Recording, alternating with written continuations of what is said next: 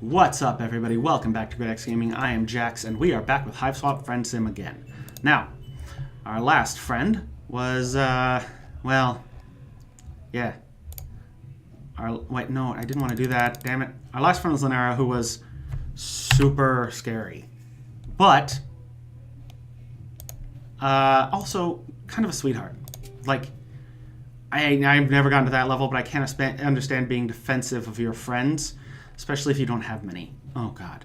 Volume 12 of Know Nothings and Know-It-Alls. I am already not a fan of whoever this is. But this guy might be horrifying, too. We'll see. God, you have a headache. Is it dehydration? Only if you're thirsty for companionship. Are you hurt? Only your heart, and it aches for more pals. Is it withdrawal? Only from your addiction to new buddies. Really, there's only one cure for what ails you. Friendship! You wonder whose sweet medicine you'll be imbibing this time. Aww. Are you Clark Kent? It's a chilly night. Not in a bad way, though. It's kind of crisp air that invigorates you. You think you just might fuck around and make a new friend. You're busy breathing in a big old lungful of the stuff when you hear someone call out behind you. Excuse me, alien, I would like a word. It's phrased like a request, but delivered like a command.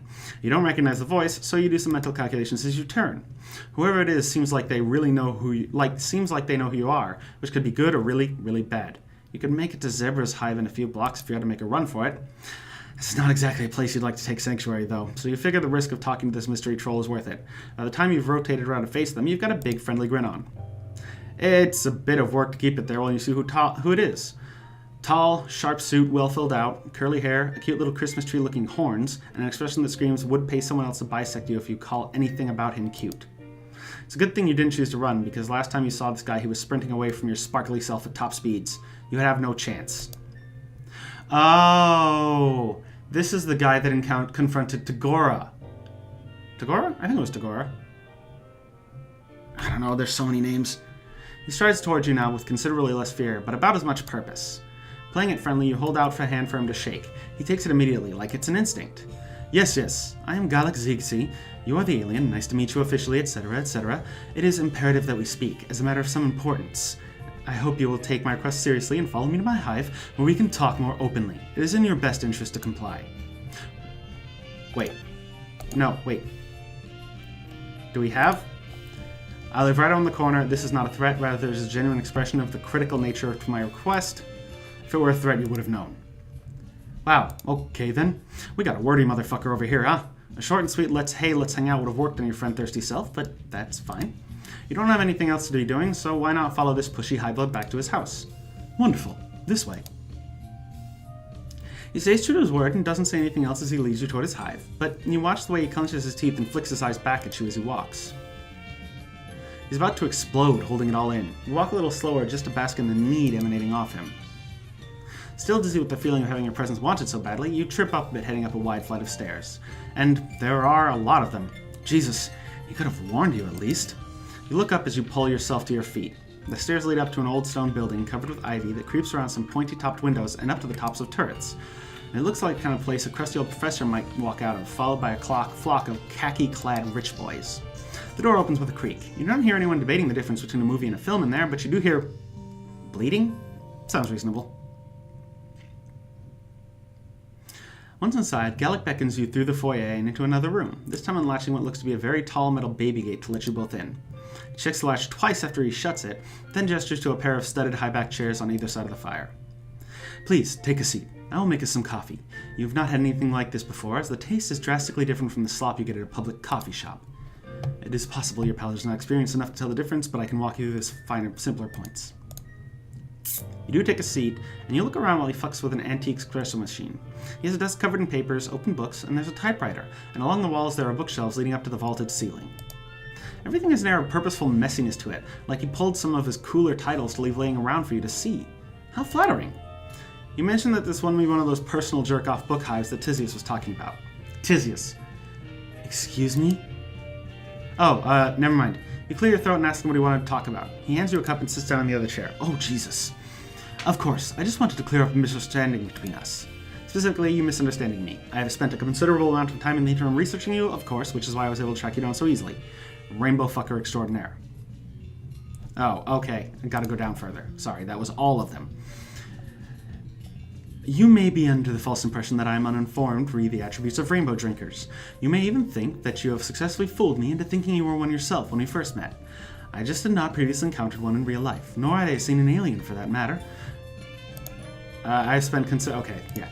Furthermore, when I saw you before, you were in the company of one Tagora. Gorjak. Okay, so it was Tagora. Rainbow fucker extraordinaire. He wishes. I was making the most reasonable assumption possible given the information I had available. It makes complete sense if you think about it. He looks at you expectantly. Oh, you guess it's your turn to say something. Save here. Save. And is that oh? Man, what the fuck is this guy talking about? You thought whatever he wanted was going to be a way bigger deal. You want to get this straight, you say. He dragged you all the way here under a thick veil of secrecy just so he could tell you he knows what he's talking about? That he was actually right and not wrong, smart and not dumb, specifically about rainbow drinkers? Yes. Oh, wait. Technically, not only specifically about that topic, but that is the pertinent piece of information in this conversational context. Is this confusing to you? I cannot have people thinking incorrect things about me. Cool, no, you were just checking. You tap your fingers on the leather arm of the chair. Is that all he wanted from you? Oh, yes, I suppose. As long as you're in agreement and you do not intend to spread any of this information. You promise. That is great news. There's a long pause. He looks disappointed somehow. You're not sure if this is what he was expecting, but it sure as hell is what's transpiring. I will show you out. Aw, man. Okay, gotta do it. I don't give a shit, my dude. You laugh and then realize he's 100% serious. He really cares much what you think of him. It reminds you a bit of a few months ago. Or, a few days ago. Still, you know what it's like. You try to tread the line between humoring him and easing him out of that having to care that motherfucking much. You tell him you'd like him, even if he was a complete rube, a total rainbow-drinking lore idiot, if his incompetence knew no bounds. I get it. Oh heck, if the barely contained panic in his eyes is any indication, he isn't at all placated by that. You cut off that line of friend finagling and try something you hope is a little more his speed. It must be cool to have a primary source sitting in his own jerk-off book hive, though, right? He exhales, gathering himself a little. I am not sure why you keep calling it that. Stop immediately. But I do admit I am interested in the chance to learn more about you. His fingers twitch. You hope it doesn't mean that in, the creepy dissection kind of way. You are free to leave, right? You glance anxiously at the locked baby gate. What? Of course you can leave. Just because I'm a high-blood does not mean I'm a fucking sadist. My interest in you is purely academic and friendly. Okay, sadist. You should know by now that predilection is not bound to any one caste. I have more important things to be doing, usually. My interest in you is purely academic and friendly. I know you are amenable to that kind of thing. Furthermore, that gate is not for you. Do not worry about it. If all goes well this evening, we will not even have to make use of it. You do definitely worry about it, but not in the present actionable way. Just in the sort of under-the-surface self-preservation way you've worried about, everything that's tried to end you run here so far in Alternia. Plus, he offered you friendship. You'll reach your heart into that monkey trap any day. Hell yeah, then. You throw your arms out, toss your head, and tell him you're all ready to be studied and subsequently befriended. Gallic doesn't pounce right on that, though. Mostly it looks uncomfortable, which doesn't stop him from talking. I do have considerable interest in understanding the pathos of the alien. What I really want to know is what makes you so magnetic. All observer criteria points to you not being much to look at, but there seems to be something about you that draws people in. I apologize if you're offended. That isn't even on the top 10 list of insults you've heard since landing, so you brush it off just fine. Plus, you have it on good authority that your legs are nice. You flex those bad girls in order to give yourself a little self-esteem boost. I was wondering if you had emissarial status, but the more I learn about you, the more difficult it becomes to make any sense of your plans. Accounts of your activities contradict each other at almost every turn. You are the most suave and well-connected plenipotentiary I have ever heard of, or you are running around with no clue what you were doing, and somehow it works out for you anyway. Oh. I am strongly leaning towards the latter, especially after this meeting. For example, what the fuck are you doing with your legs right now? Is that supposed to be impressive to me? You mean, it's worked before. A low, frustrated clicking rumbles in his throat. He puts his coffee aside and crosses his legs. This is the sort of thing I'm talking about. I know all about your antics, leg-based and otherwise. I just cannot work out what the draw is. Again, no offense is intended, and if you feel that way, that is on you. I am just trying to understand. Why do people like this? He seems freaking fixated on this. You wonder if perhaps he has some hidden reason for wanting to know why other trolls might be into your freaky little self. Some sort of personal interest in another troll's friendship, decisions, inclinations, and interests. Just, maybe. You wait for him to blush, but he doesn't. He does start talking very quickly, though. First of all, I do not know what you mean by that. I do not base my self-worth on anything so external. Hypothetically, if I did happen to be invested in what someone else thought of me, I would not tell you about it. You would probably just tell him anyway. By him, I mean any hypothetical mutual acquaintance. To Gora. Furthermore, just because I am not a freak does not mean I do not have desirable traits. You think he'd probably keep going on forever, but now that he started letting it all out. But there's a sound behind you that shuts him the fuck up. You both turn to see his Lucis, a big scruffy goat, gently headbutting the gate. It looks extremely friendable.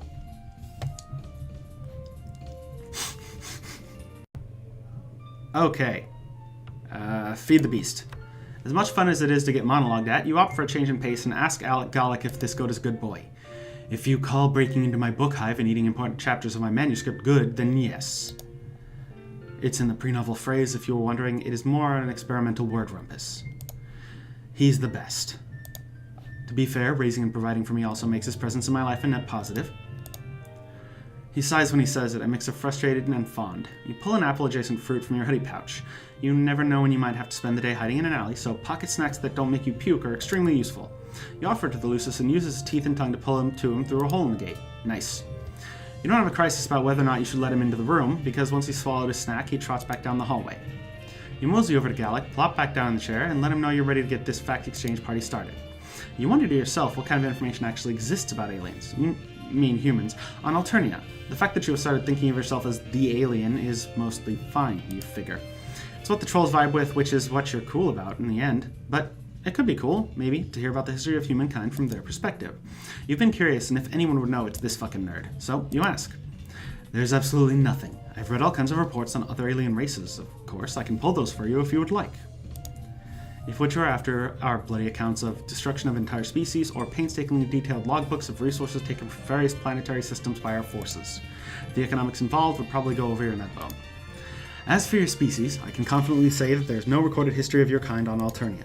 If it existed, I wouldn't know about it. Oh, wow. So you're the first of your kind to visit, huh? You flex again and brag that maybe that's the secret to why everyone is so hot for your friendship, but even Gallic can tell you're not really feeling it. If you say so, are you some kind of high-blood equivalent back home? Is that why you're so friendable here? Supposedly friendable, I still have yet to feel the impulse. What is your planet's system of government and where do you fit into it? What are your main off-world experts? What were some defining moments in your species' development? Have you formed any bonds here that you would say fit into your planet's equivalent of the quadrant system? If so, with whom? You're not ready to take the space SAT. You're too busy trying to sort through the idea that you are the literal only option for him to learn any more of this shit. The only one of your kind around. You feel like the frame surrounding your life has shifted, like everything around you zoomed out to the widest angle, with you a tiny speck in the corner invisible to the naked eye. Whew, maybe you should sit down. Ah, fuck, you were already sitting down. Maybe you should lie down. You crawl onto the floor, with Gallic probably won't like, but you're too busy having an existential crisis to care. God damn it, that's a lie too. You definitely still care what he thinks about you.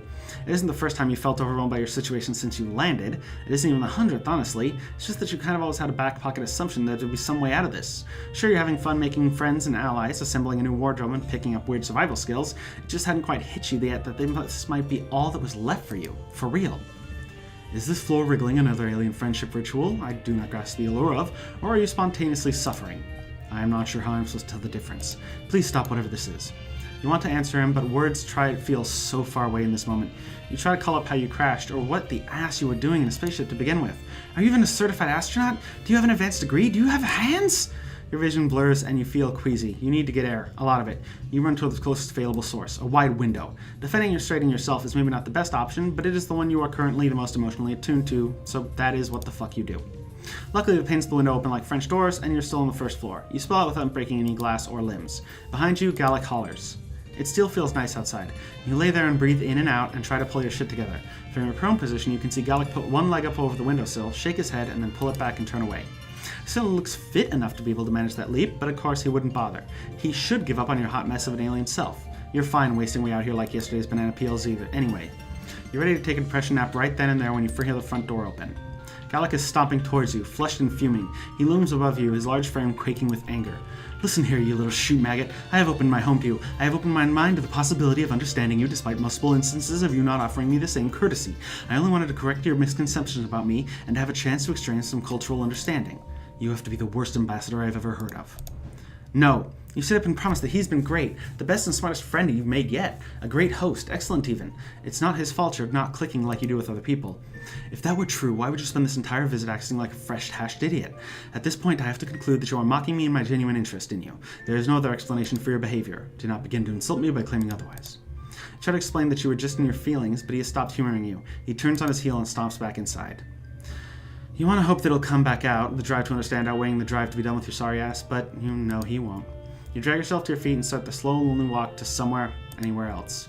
From the open window, his Lucius cocks his head to the side and softly bleats goodbyes. Bad end. Stay on topic. Please ignore him. He will want to ruin a minute. He just wants to get in here and cause problems. You think hard to yourself about this. You really want to go pet the big goat dad. Oh, goat dad. But you want to dish about this guy's love life even more. You've heard some of this situation from the other side, of course, but you really shouldn't let Galak know that Tagora tells you about their attentive and awkward pitchish flirtation. Unless, it helps you get more friends. No! You slap your own cheek to snap yourself out of it. No secret spilling. Galak leans away from... Not now, phone. Galak leans away from you against the back of his chair. Fuck, you're really not doing anything to change my impression of you. You have an idea, so you cut him off before he can monologue you to death. You tell him that it sounds to you like what's really bothering him, a regular, non-freaky guy, is he's jealous of your free-spirited friendability. He wants what you got. He glares at you, his breathing quickening. Whew, yeah, hit a nerve. I do not want anything of yours. What does he mean by that, though? What is it exactly you have got? He is not... Never mind that. Redact that. I redated my previous non-covetous stance. Interrupting has worked pretty well so far, so you try again. Let's cut the shit, you say. There's no reason for him to hide anything from you. First of all, you already promised to like him no matter what. Second, you know what it's like to want to impress someone. And finally, you know all about how to be a huge motherfucking weirdo. So, why doesn't he let you show him how to walk on the wild side? He can take a few pointers from Eternia's biggest freak. You can see the ensuing makeover montage already, and you start bouncing a bit in your seat. I have zero interest in... Okay, that won't do it. You try just one more tactic. Telling him you guess he just doesn't mind not knowing shit about how to be a freak. Old Galak, they'll say, smart at how to be boring, and a real big dumbass about weird stuff. I see what you were doing. Unfortunately for me, it will absolutely work. It stands to reason that allowing you to broaden my horizons with your alien ways will only serve to increase my cultural competence. Great. So what'll it be then? Shopping for a new, more casual suit, or something wilder? Spicy undergarments, dyeing your hair, other weirder body mods? Galak's eyebrows shoot up. That last one sounds interesting. Wow, he's really ready to go haul ass, huh? You weren't expecting that from this guy, but you guessed maybe he was waiting for an excuse to try something. That, or he really can't deal with not being Eternia's biggest obnoxious know-it-all. Go big or get cold, as they say. Damn, that probably is what they say. Anyway, you can't wait to get this show on the road. You tell him you even know a guy that can probably help out. Will he be discreet? I am willing to leap into this, but I do need to protect my privacy, of course. For sure. You mean, probably. His brow furrows either at your continued interruption or your hesitance, so you waste no more time and whip out your palm husk. You pull up the secret gripe profile you got Malik to make so you could keep in touch, and call him up. What's up, bro, buddy? You get right to it and tell him you made a new friend who's looking to get a new hole put in him. Behind you, you hear Galak choke on his coffee. Artistically, an aesthetic hole. Galak shrugs weakly, his eyes still wide. Or something similar. Hell yeah, anything for you, bud. Malik's eyes dart from your face to the room behind you. You're not sure how much you can see through the screen though. My gear's easy to pack, so I'll be over soon. I'll bring options. You start to give him directions, but he stops you. Don't worry, I know exactly where you are. Your palm husk is low-jacked. Figured you'd be cool with that. See you soon. Malik hangs up, and you grin at Galak to reassure him. This sure seems like a manageable situation. He offers you more coffee, which you take because you are a polite guest. Galak starts ideating in a small leather-bound notebook, so you mostly watch, listen to him explain the brainstorming process, take sips, and wish the goat would come back. Eventually, you hear soft footsteps approaching. Galak jumps when Malik I didn't notice that until now. Their names are very similar. Galak jumps when Malik opens the baby gate. How did you get in the front door? I hacked it. Galak's mouth opens and shuts a few times. His eye dart between your and Malik's matching hoodies. Just kidding. Your operation's pretty low tech for an indigo, unfortunately. Your Lucius let me in. Anyway, I'm Malik. And from behind him, a proud bleating. Hell yes! Galak looks around and wrings his hands. There's a lot going on all of a sudden. He points to you. You, alien, hold on to my Lucius. He cannot be unsupervised in here or he will eat everything. And as for you, Malik, hello. My name is GreataxeJakz. Welcome to my hive. Things are not typically so hectic in here. I apologize. That's no problem. I hear you want to get freaky. Galak tugs at the bottom of his suit jacket, straightening him reflexively. Poor dude, you want to tell him you're proud of him for going so far out of his depth, but he seems to be holding his own here. Plus, the goat really wants to make a snack out of some old paperbacks. You take your job seriously and hold on tight to his neck. Yes, that's correct. I hear you have the tools to help me achieve this. I am open to a wide range of modifications. I will need to be able to hide easily under clothing, however. My notebook has some sketches. Look only at the last 6 pages. Flip to another authorized section and you will lose the privilege of using your eyes ever again. You want to dutifully look and not touch too, but wrangling a big goat is a full-time job. Malik holds up the note for you both to see. Wow, Galak's not a bad artist, actually. Still, you have to turn your head and squint to make out what's going on in a couple of the sketches. You guess there are a few surprises left for you in the brave new world of troll anatomy, huh? You point to the sketch you like best with one hand as you scramble to keep hold of a fistful of wiggly Lucis fur with the other. Yeah, I can work with that. Hell yeah, button up, get some layers off. Galak flips his eyes to you and you give him a big supportive thumbs up. You look politely away when he starts taking off his jacket. Instead, you focus on your job. And, oh, you have some pocket snacks. You pull out some mostly food and offer it to Galak's Lucis. He chomps it readily and calms down a bit. Geez, can't Galak afford food for this guy? He eats plenty. Up. Damn it, no. Scroll back. Click. He is only being dramatic. Like cats! Galak doesn't take off his undershirt, but he does roll up the bottom of it before leaning his forearms against the back of one chair, exposing a broad palette of hips and back. That design does capture an ineffable facet of my core self. Get going on it, before I change my mind. I assume I don't need to spell out any potential consequences if you stray from the artistic vision, correct? Malik rolls his eyes and pulls out a tattoo gun. It looks mostly how they do on Earth, but with a strip of greenish, almost biological light. Don't worry, your blood color's crystal clear. Galak winces at the first press of a gun to his skin. Or maybe it's lasers? There's a glow happening back there. With the Lucis sated, you're free to see what's going on, so you climb into the chair Galak's leaning on the back of, and peek over to watch. So what's the deal with this anyway? Tattoos don't seem much like your vibe. There's no specific reason. I am simply fleshing out my worldly experiences. Intense physical pain for one, though I am able to bear it. Attaining visceral knowledge of new kind. He's checking off something from his bucket list, you helpfully add. Galak flushes bright blue and jerks backwards, screeching like you haven't heard since you first met and traumatized him. Oh boy, you have no idea how, but apparently that was the extremely wrong thing to say. Watch it. You're gonna make me fuck up your ineffable vision. No need to flip your think pan. Gotta do what it takes to find a bucket, buddy. I've been there. Galak stares decidedly into the middle distance as he breathes in and out and repositions himself against the chair. Okay, character may not know what's going on there, but I vaguely do. Again, never explained in comics, but there's very, very big connotations to the word bucket. That is extremely not what this is about. I am perfectly capable of fulfilling my propagational duties. Thank you very much for your vote of confidence. This is not a thing I have to do, it's a thing I want to do. There's significant semantic difference here. If it happens to spark a concupiscent interest, so be it. Or deeper conversational interest. Yeah, whatever, I don't judge. You only have the barest grasp on what they're discussing here, but things are starting to click into place. You don't want to embarrass your potential new friend by calling him out on his crush even further, or by implying he can't find anyone to fill a quadrant with. You tell Malik that Galak is making decisions based on his personal, emotional, self-educating journey, and that's all. Yes, that is the heart of it exactly. Thank you. Galak smiles at you and is crooked and stiff on his face, like he hadn't expected to put it there. You smile back and place your hand on top of his, white-knuckled against the back of the chair. He winces his pain only once more before Malik steps back, tilting his head to admire his handiwork. That'll do it. Galak rolls his shoulders and twists his body around to check his new ink. Satisfied, he turns to extend his hand to Malik. Thank you for your time on such short notice. Would you like to stay to... Malik shakes his hand, but cuts him off there. No thanks, I'm not much for the after party. See you around, Robo-Bud. Nice to tattoo, button up. He tosses his gear back in his bag and nods at you both. On his way out, he pats the goat's head, now placid. One new friend is enough for one day, I suppose. Thank you for encouraging me to try something new. It's quite a rush, isn't it? I still do not completely understand you, but your penchant for flinging yourself wholeheartedly into precarious situations is fascinating. That's what you do best. You grin uncontrollably at the compliment. I might try employing that tactic a bit more in my daily life, if it will lead to newer, deeper grasps of the troll condition. As such, I have 2 confessions for you. He takes a deep breath and gets the rest out all in one go. 1. I knew only an elementary amount of information about rainbow drinkers before I met you, and 2. The reason for my frond hinge jerk reaction at that time was because of my gorge-up-shaped blind spot. It is feelings-based. You graciously do not let on that those are the 2 of the most obvious pieces of information you've ever encountered. Galak clears his throat and thrusts his palm husk towards you. Now that we have taken care of that, take a photo. I can't reach. Observe me admitting these inadequacies with ease. He turns around and you lovingly set up the shot. On his hip under a modest rendition of his sign, in indigo, of course, is framed by 2 sprigs of pine crossed under it in a V.